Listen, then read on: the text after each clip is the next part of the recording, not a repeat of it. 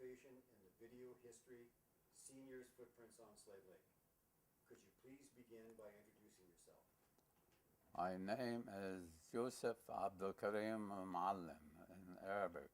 They call me Joe Mouallem. I born in Lebanon in 1932, April 20th.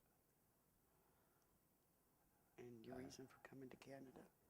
And I came to Canada in 1952, December 1st. On a boat?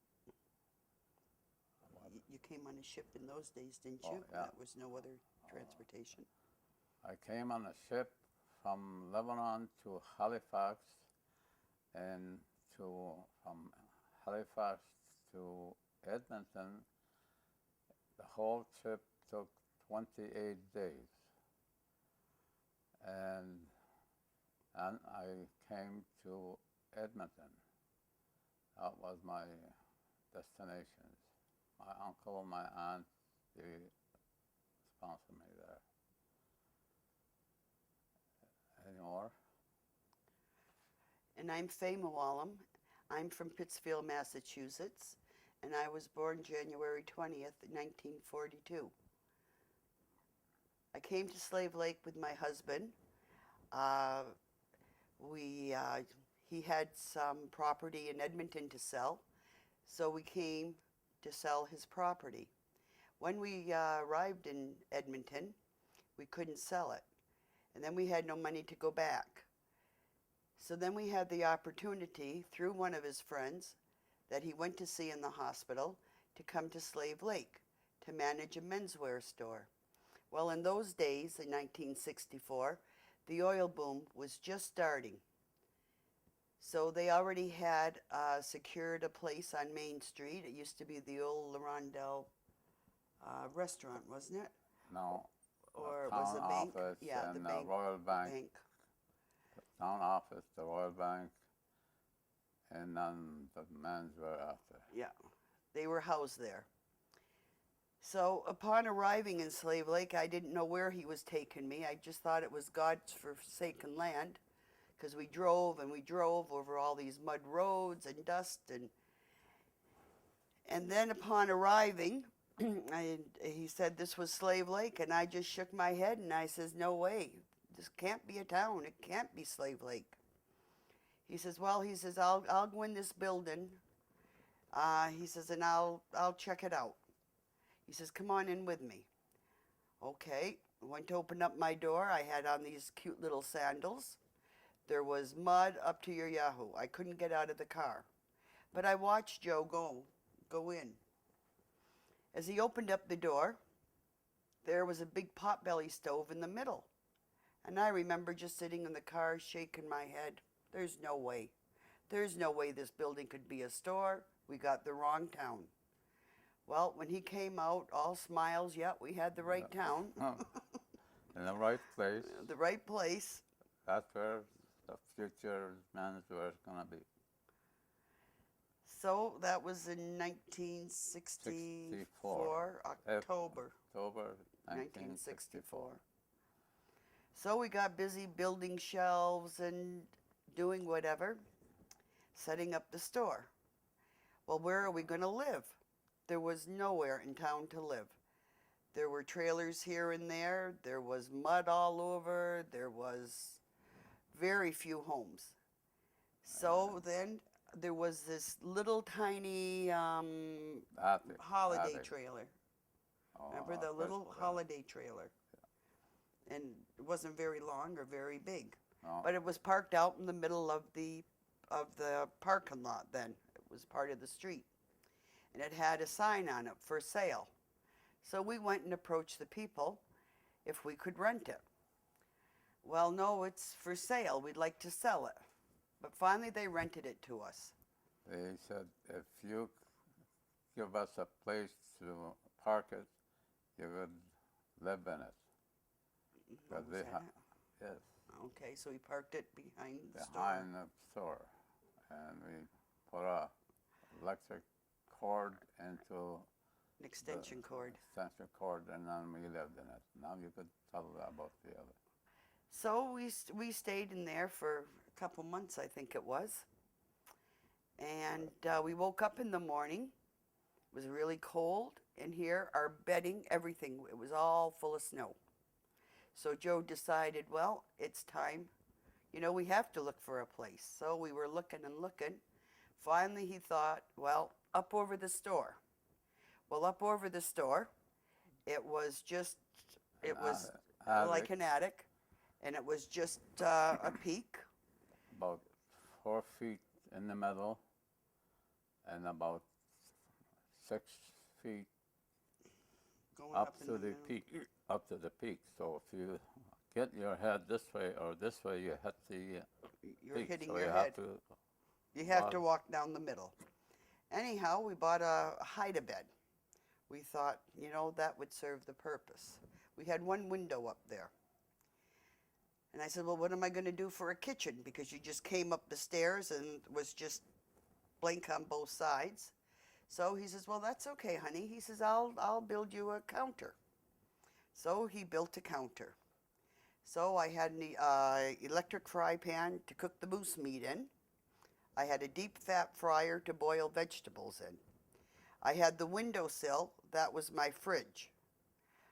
I had to go pack water from down the street. There were homes down along where, what is it now? The tea house and all those stores are.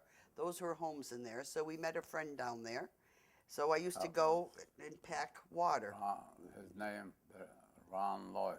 Ron and Lorraine Lloyd. They worked for And, forestry. Yeah. So by the time I got back up with my 5-gallon bucket of water, I only had a little bit of water to do up my dishes and to do whatnot. So that went on for a while. We lived there for... Now we need a shower. We need to go to the bathroom. There was an outhouse by the store, except it was full. we couldn't go in it. And then lo and behold, I got pregnant. So no doctors here, no hospital here. I had a very hard pregnancy. So finally, Joe sent me back to the States to have the baby. So Joey was born in the States, back in Pittsfield, Massachusetts, in 1965. When I came back with Joey, Joe had bought a little house off of Riel Sear. Wasn't it Riel? 3 shacks put together, and they have toilet, bathtub, and running water. running water. And we were in heaven. We thought that's our palace. We call it the palace because in Slave Lake those days we had running water, we had hot and cold water. And we had a bathtub. Then again we had two hot the stove, the heating stove. Oh, the two potbelly stoves. Because of the division, you have to have 2 to heat the whole thing. And I don't know, but back in those days, it seemed like you had so much time, even though you had to wash your walls all the time because of that kerosene which you were burning. In those days, you de-waxed your floors every week. Everything was done the hard way.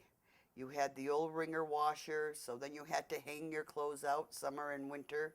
Everything had to be ironed. But yet, you had time for friends. You had time to do things. We had no TV. We had no radio. So you had to have some friends. You'd go shopping. I used to love the shopping day because that was an all-day ordeal. Because you would meet so many people. And then after you do a little bit of shopping, you meet somebody else. Well, let's go for coffee. You do a little bit more. Well, let's go for lunch. You do a little bit more. So it was a nice outing for the day. For entertainment, we had no television, no radio. Then we used to have a couch Down on at one end of the on house. one end of the shack to the other shack, and there was mice coming up and see what they could find. So we had put the cheese, we had an air gun, we practiced on it as they come. We would put the cheese out because our sofa would be down here and the kitchen and the doorway by the fridge would be way up at the other end. So we would sit there in the evenings, and here we would kind of fight over who's going to shoot the next mouse, put out the cheese. So that was our entertainment. That, and then we used to go over to these Lloyd's and have onion sandwiches. You remember? Well, the first shower you had at Lloyd's and went to the bathroom. Yeah, because we didn't have anywhere. We didn't know where to go. That's before we bought the house. At first, when you have no outside toilet, No well, water. there's no place, you don't know where, you know, you got to know Lloyd, Ron Lloyd, he worked in the forestry with Neil Gilliatt. And so she asked him kindly, and At they were first I very- asked if I could please, I'll never forget this, could I please just brush my teeth? And, oh, sure, Fay, come on in, and anything you want. So I waited for a couple of days. Lorraine, would you mind if I had a shower? Oh, not at all. Come in. So this is where we'd go and have a wash up, a bath once a week or whatever. Because there was old Loza's store at the time, and there was Bavaria store. And when I came, I was very shy. And so it took me quite a while to ask, where do you get water? How do you get water? I mean, I wasn't brought up in any of these conditions. We had everything. So I think it was Bertie, wasn't it? Yeah. She says, oh, she says, you need to get a water man, and you need to get water barrels, and you need, and I'm just thinking to myself, what's a water man? What's water barrels? What's, you know? So it wasn't very helpful. So this is when I went to Lorraine, to my friend, to ask. Okay. And then So, and when you went to have Joey, I decided to find. Oh, that was. yeah, then we that said was about the house, house yeah. that we had the Okay. water and everything. So then when I came back from having Joey, this was just an old wooden barn, really. And it had a little tiny window upstairs, the one and only window. So I got back, and he says, oh, he says, look, honey, he says, look what I did. He says, I built a fire escape out the window in case anything happens.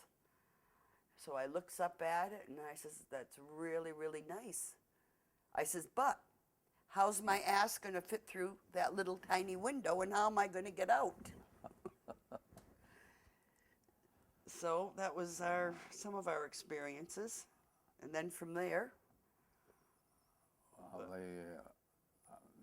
there's somewhere that says the fondest memory in Slave Lake. The fondest memory was when she went and had Joey, and she phoned, and she said she had a boy. That was my fondest memory in this town, because I want a boy so bad, and she said, you have a healthy boy. I was so excited. I went to buy cigar. I left the store open. I went and I was telling everybody that I had a boy, and when I give him a cigar, when I give him candy. And there was a friend who used to go to be a priest. He came and he didn't see me there, so he thought he'll wait for me. In the meantime, he looked after the store while I was all over. When I came back, he said, you left the store? I said, maybe if somebody, I said, I don't care. Anybody wants to come, and the first customer is going to come, I'm going to give them the best deal there is. And I did. I think you were giving away too many clothes, and so then he sent you home, right? Yeah. And he says, Joe, he says, you better go home and I'll look after the store and make you some money. Yeah. That's yeah. Um, in 65, that was 64, 65, Joey born. And then we bought the first house. In 68, we built the new store, which is the restaurant now. And It then was a smaller building. 2 years after, we built an addition to the store. And then the house unit, the first time the house unit came, they rented our home, the old home. When we built the addition in the store, the house unit moved in the back of the store. And then the second thing in 72, where we built the Across the Schroeder street. Plaza. We know, of course, Schroeder was Mr. Slave Blake. Always, he said, Joe, Slave Blake gonna grow, maybe while I'm alive, to go across the highway. And he said, if you want to build a bigger store, I will sell you the land. I won't sell it to nobody, but I'll sell it to you. And that was his house. Meantime, his house and his shop. Meantime, he talked to Neil Gilliard, and then Dennis Barton. Well, he talked to Neil Gilliard and me. So we made a deal. He bought a house where Leighton, Ron Layton Ron Leighton was, and B. and then we bought, we got Neil, Dennis, and I had a partner in the city, Mickey Awad, and myself. We built the building. Dennis had his drugstore. I had my menswear. We got the Royal Bank on the corner, and Neil Jean's style shop was in the back. That's our second move for the menswear. Then we decided to have a better house for the family. I came and I told Fay, how would you like a home? He said, home? Real home? I said, real home. Build it. He said, that's what, button? I said, that's not your concern. That's the business up to me. And then he said, of course I love to have a home. And his name Bellery, Yep. Marcel Bellery. Marcel Bellery. He was building at was the time. building homes. And he came and said, I will build you a home, which is, he had the blueprint. Plans. And I said, I got no money. He said, you don't have to have down payment. You pay me down payment so much a month. And I have a mortgage. You got a mortgage from the Central Mortgage. And I built you home. I said, well, you got a deal. I came and showed her, and she liked the So that was over by the blueprint. hospital. Our first home. And so we built the first home. And by the time he got it, I had enough down payments, and we fixed it. That is the second home. Then we could go back and forth. In 82, now Schroeder Plaza became also Joe's menswear home place. And in 1980, I decided to build another place for the menswear, and that was where the brick is now. So I built it to be 8,000 square feet, which Nine. 8 and something. So that was for menswear. When a salesman used to come and sell us stuff, he said, that's the biggest menswear in Canada. In Western Canada. We had the largest independent menswear store in Western Canada. Even Eaton or Woodwood, or when they have a menswear, just the department, they don't have 8,000 square feet, but they have a department, the different thing, different places. Anyway, that was, and I had,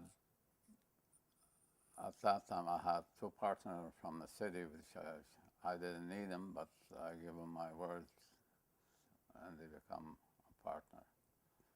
And then from there, you went on to build, you had an electrical company because there weren't any electricians here.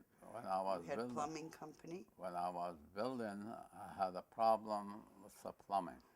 I had a problem with electrician.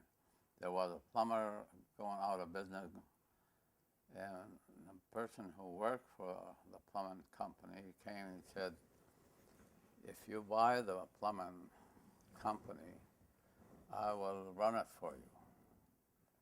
So I went and made a deal. I bought the plumbing company. I give him 1/3, and I had 2/3. So he could do the work, well, which he did, some of the work I was building. And then we need electric. I got to know Bob Jameson, and he's the electrician.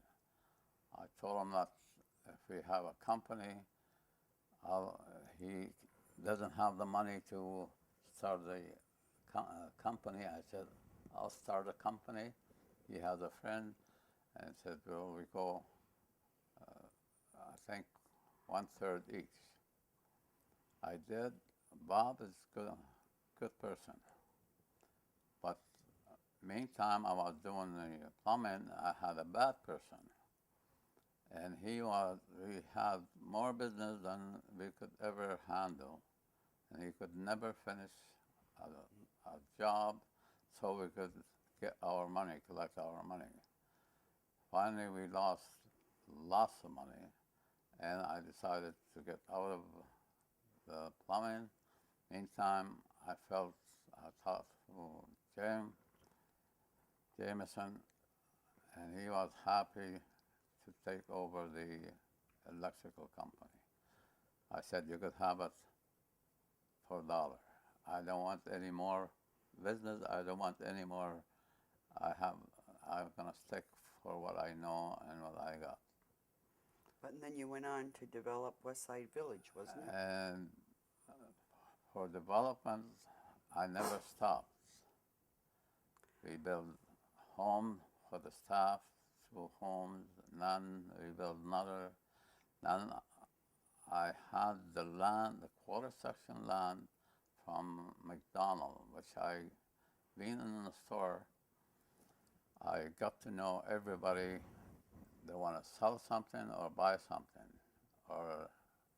so his name, McDonald, what's his first name? Ron. No, he said there was what you call sawmill on that land, and they gone out of business from there, and he had that quarter section. So I didn't have any money. I had a friend, lawyer in the city. I told him I have a quarter section to buy, $42,000. I have the money. You want to come partner? He said, yes. I'll bring the money, and we go 50-50. So he went to borrow the money because his name good, so we bought the land. Then I decided to buy him out. I bought him. He wants a lot of money at that time. And that time is a lot of money is $100,000 he wants. I give him $100,000 anyway because that was a. Then I decided to build the Westside village. I had someone build Karamanchak, which he was a. Huh? Don't say nothing there. Well, he was the He was your engineer. Consultant engineer.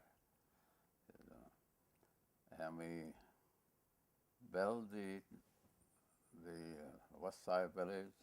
We built the street before the side village. We developed, not built. We developed the, where's, what you call it, 100 No, First First Street. Street. You know, By the my railroad son track. Joey built 3 homes. It's a cul-de-sac. On That's for First home. Street by the So warehouse. altogether, we built about 140 lots for the trailer and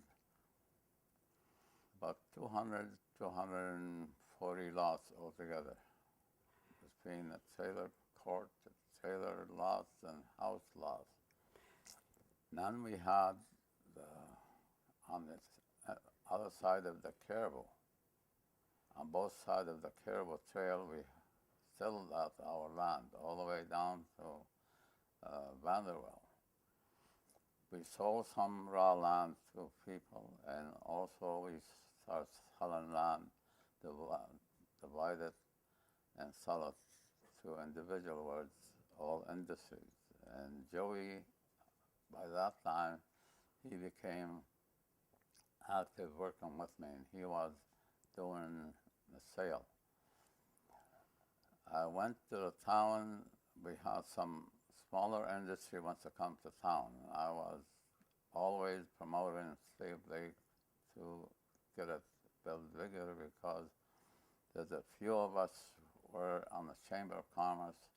We want to make the town stable so we don't move like a gypsy from town to town when the oil gone and everybody on the same track, and we were consulting.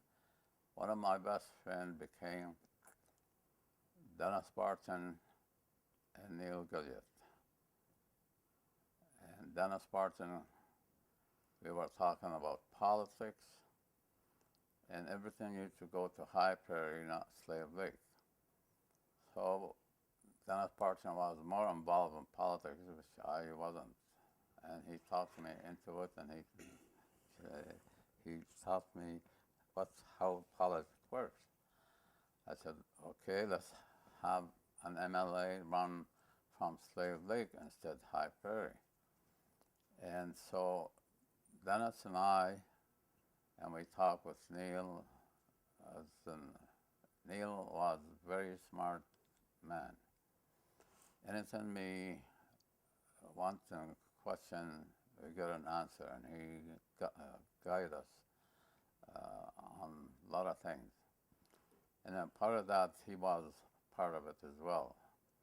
So we asked different people to run, capable business people. They said they don't have the time to run for MLAs. Finally, Dennis, we talked to Dennis, how about you, Dennis? And we talked to Wendy. And, well, why not? Nobody wants to run, we run. I said, okay, I'll be the campaign manager. Our house will be the headquarters for, and that was social credit at that time. And we run a campaign.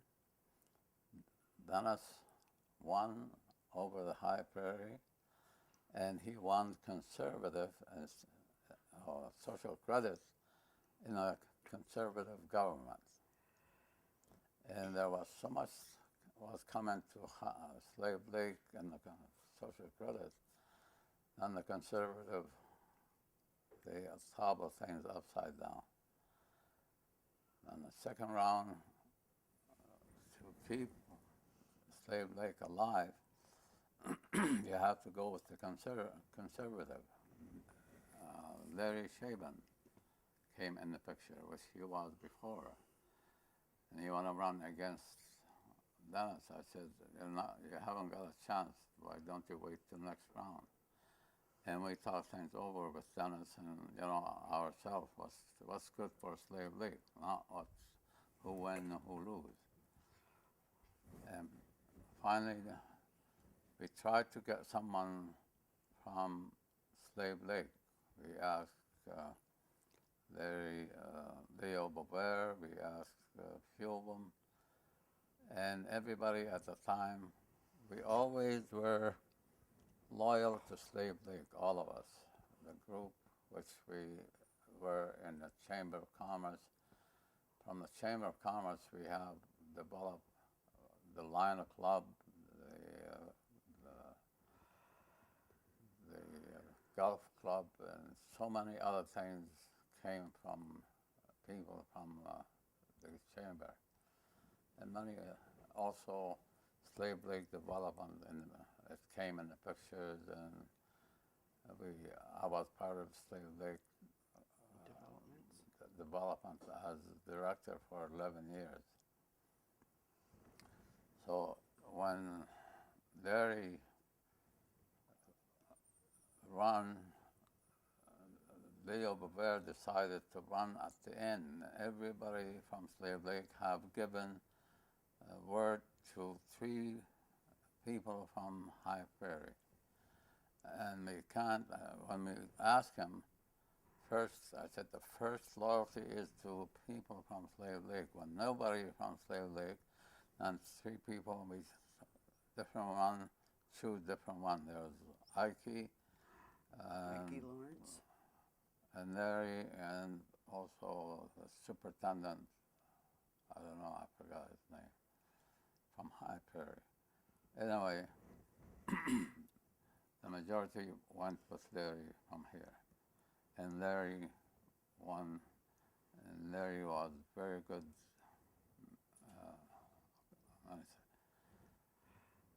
well, I think, can I interject here for a minute? Go ahead. Joe always wanted to go back to the old country. We had to go back, he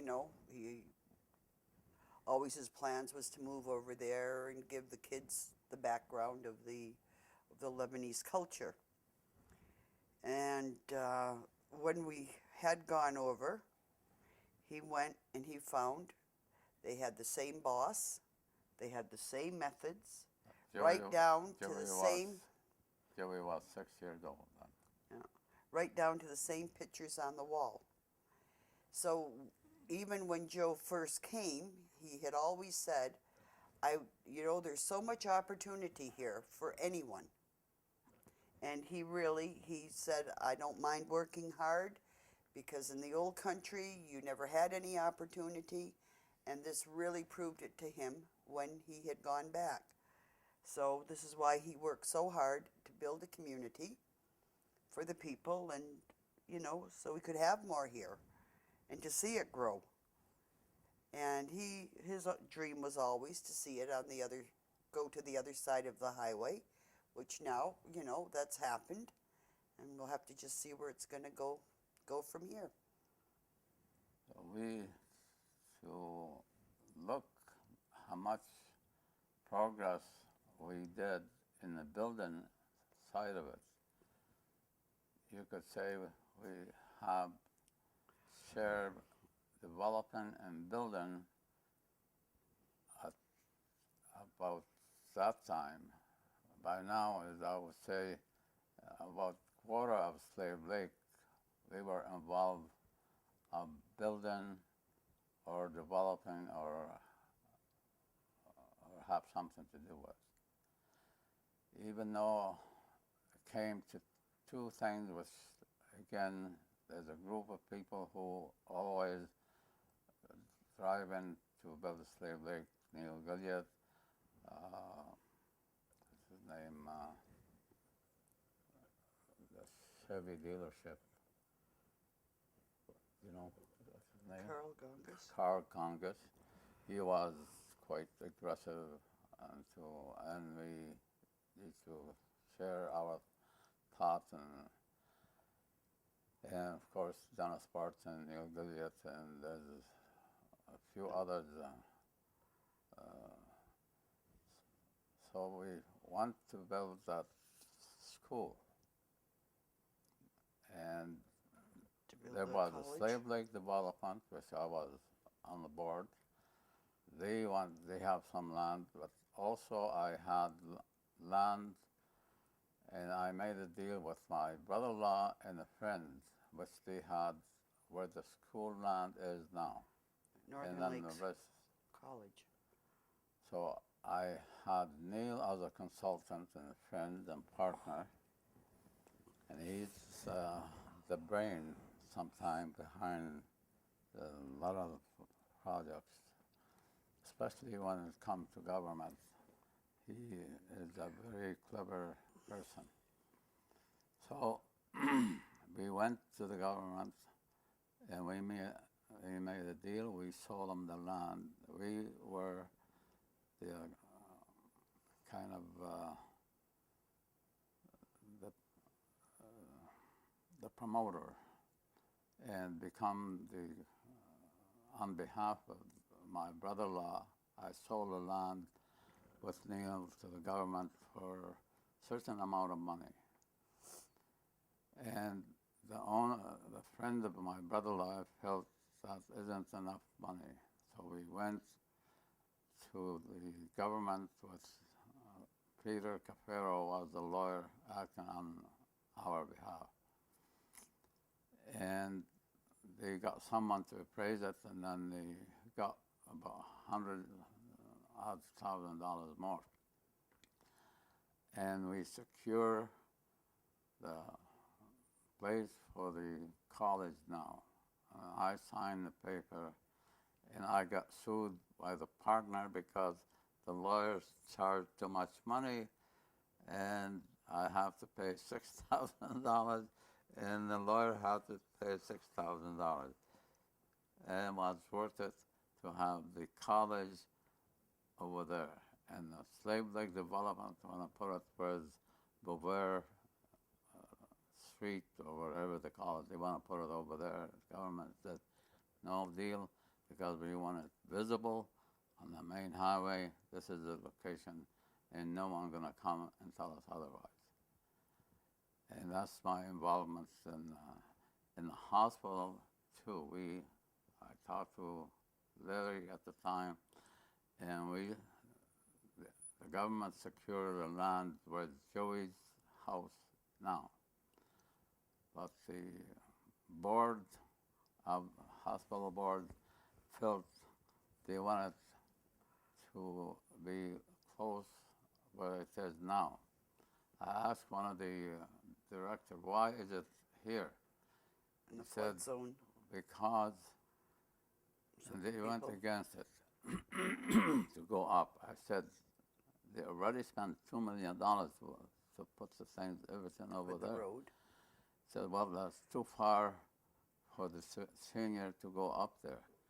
I said, when the senior or any person who's sick, is he going to go walk to the hospital? Or he's going to be in an ambulance or somebody driving him? And I said, there's about 30,000 people belong to that hospital from Wabasca all the way around. You deny all these people from the best location to keep it over here because jealousy or whatever it is. And nevertheless, that's what they choose to have it. And the development officer was against it. He said, well, this is the government is talking to. That's what the board wants it. That's what we're going to have. They have it. Joe, could you just briefly touch on the development of the Lebanese community in Slave Lake? Well, I have cousins and nephews, and I thought I'll get them over here for an opportunity. The burger barn was for sale. I bought it and I brought my cousin, my nephews. I took 50% and I give them 50%. Then I got my other nephew and my other nephew. We built what they call Aja Pizza in Steakhouse. Dennis Barton building. And you Then- took over from Peter's Yeah, Pizza. That's a Peter Aja Pizza. And then after we built the Joey's Incredible Edible, then we got some more Lebanese and sold it to them, and they became, and altogether I got I got Sam Amar for Neil Gilead, and altogether about 60 people at that time we brought over, and we talked about building a mosque. They wanted a mosque, and we built the first mosque on the end of the town, and then It was I the old bought the land. funeral home. And then I bought the land where the mosque is now, and I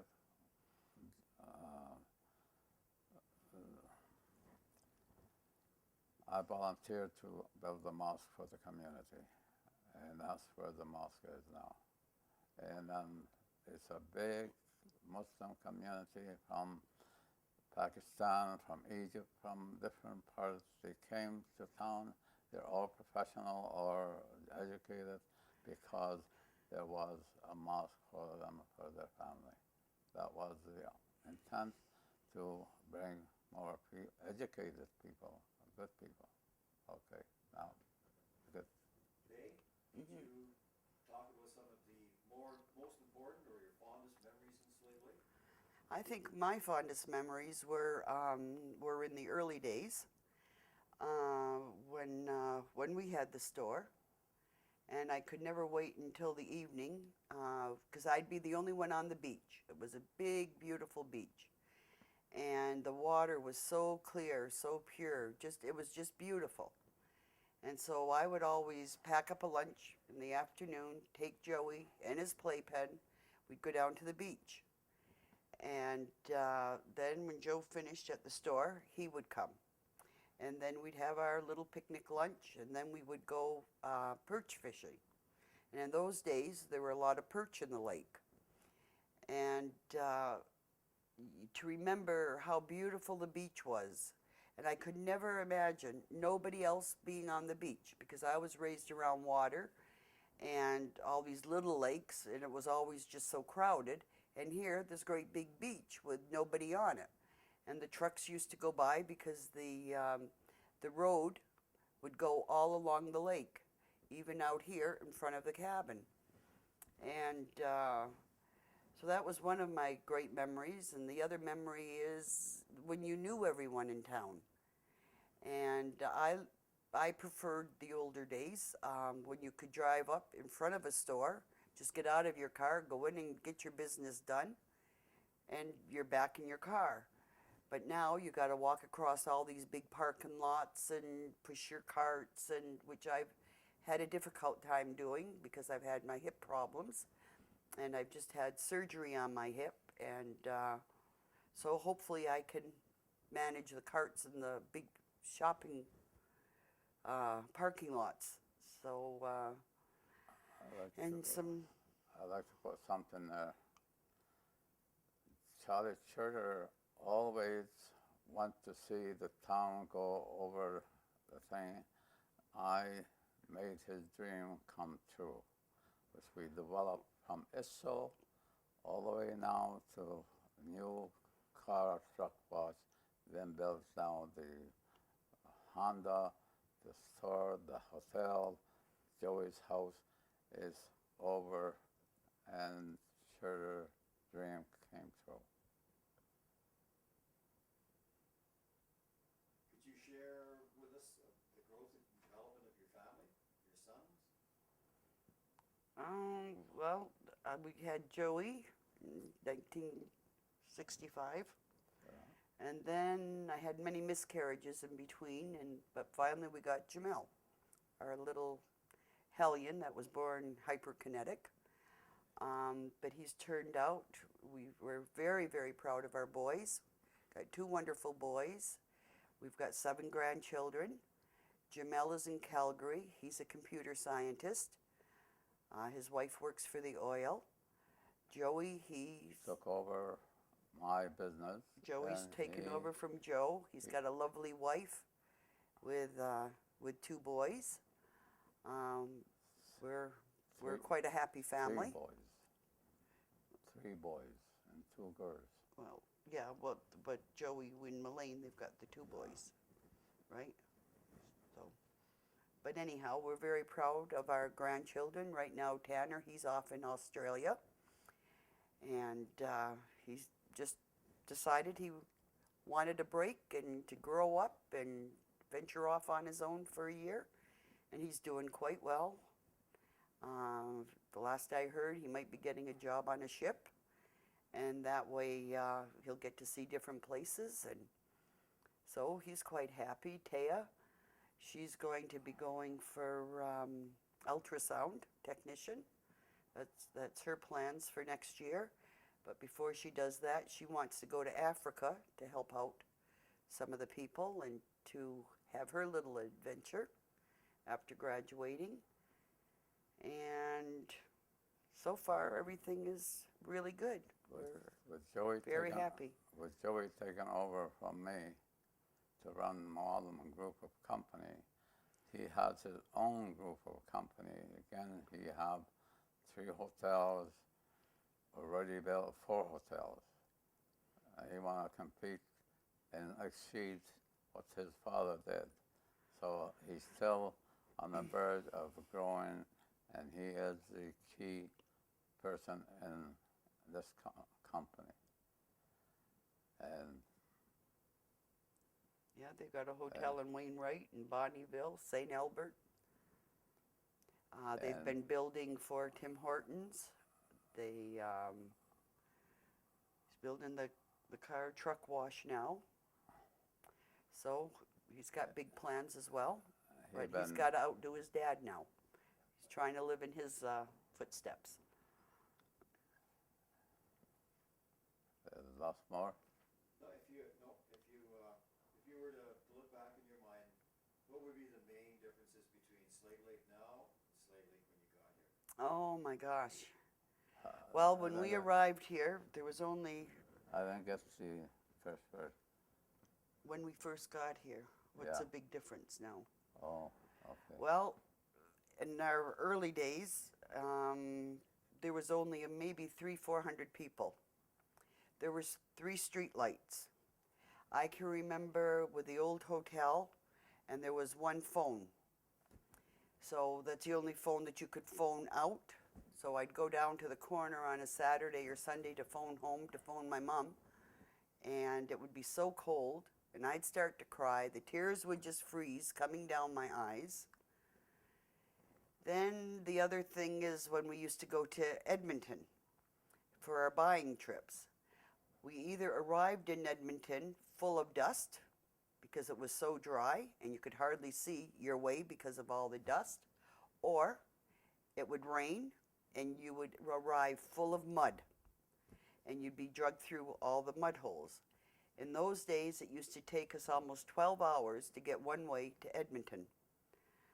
I was always so embarrassed going into a buying show, you know, either full of dust or full of mud. And now it's just, it's a great community. We're proud of it. It's been the greatest place to raise our children. As for the lake, the clean water, the clean air, the outdoor life, Joe and the boys would always, you know, have their time in the fall to do their hunting until Joe had his unfortunate accident and had to have his foot amputated. But it's just been a great life here. We're proud of our community. We're happy to have been proud, you know, part of it. And what do you have to say? And I hope it keeps growing. in my getting my shot my foot didn't stop me from anything. I kept going to do what I have to do, and till Joey took over and still seeing things going and growing. And he's happy to be raising his family here. Is there anything else you would like to add before we close? Well, I just hope Slave Lake keeps growing and good people keep coming. And Yeah, go ahead. what would you like to add? We love Slave Lake so much. The Several lake times water, we were going to move away, but we'd get to Mitsu on our way back. We've even bought property in other places. And then we get to Mitsu, and then we both say, oh, we can smell home. This is home. No, let's cancel out whatever we were going to do. And we just stayed. we go on holiday anywhere we want, but our home is It will always be Slave Lake. always been and always will be.